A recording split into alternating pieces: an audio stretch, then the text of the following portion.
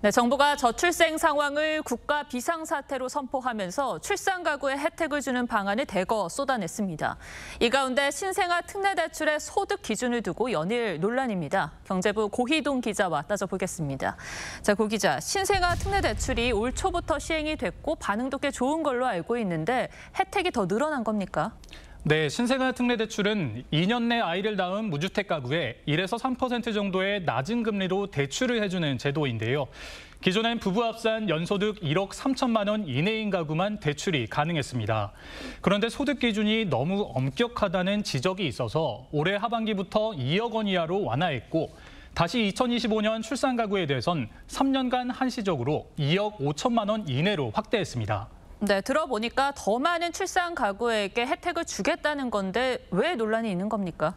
네, 사실상 소득 기준은 사라졌는데 구입할 수 있는 아파트 기준은 9억 원 이하, 전용 면적 85제곱미터 이하로 그대로이기 때문입니다. 문제는 서울 아파트 값이 오르면서 평균 매매 가격이 이미 11억 원을 넘어섰다는 점인데요. 특히 서울 중심지엔 9억 원 이하인 아파트를 찾기가 힘들어서 외곽 지역 아파트만 사란 거냐는 불만이 나오는 겁니다. 또 보통 85제곱미터는 방이 3개 정도인데 다자녀 가구가 살기엔 아쉬운 평형이란 지적도 나옵니다. 전문가 말 들어보시죠. 9억 원 이하 서울에서 집을 찾기가 쉽지 않지 않습니까? 금액 상한 기준인 9억 원을 12억 원으로 조정해서 고가주택 이하에 대해서도 매수할 수 있는 그런 여지를 마련해줘야 된다. 네, 아파트 가격을 현실적으로 따졌을 때 실효성이 없다는 지적이 나오는 건데요. 그래도 대출이자가 최소 1%대니까 저금리 혜택은 있는 거 아닙니까?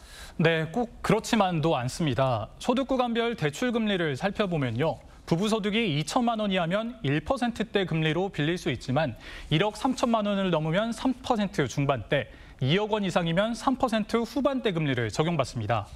이 정도 금리면 시중은행 금리와 별 차이가 없습니다. 이 때문에 저소득 부부에 대한 혜택을 더 늘리는 게 나을 거란 의견도 나옵니다.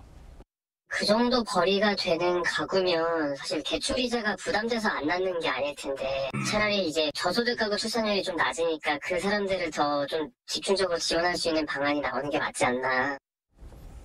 네, 들으신 대로 저소득층 위주로 혜택이 돌아가는 건 맞지만 그래도 이거는 출산 장려 대책이니까 출산 가구에게 골고루 혜택이 돌아가는 방향도 틀린 건 아니지 않습니까? 네. 정책을 평가하기 위해선 먼저 소득층별로 출생률을 살펴볼 필요가 있습니다.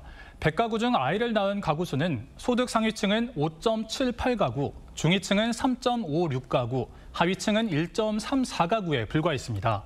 출산 가구 100가구 중 절반 이상인 55가구가 고소득층인 겁니다. 결국 저소득층의 출생률을 올릴 방안이 시급하다는 얘기입니다. 네, 모두를 만족시킬 정책을 만들기라는 쉽지는 않지만 계층 간 갈등을 좀 최소화하기 위한 노력은 필요해 보입니다. 고 기자 잘 들었습니다.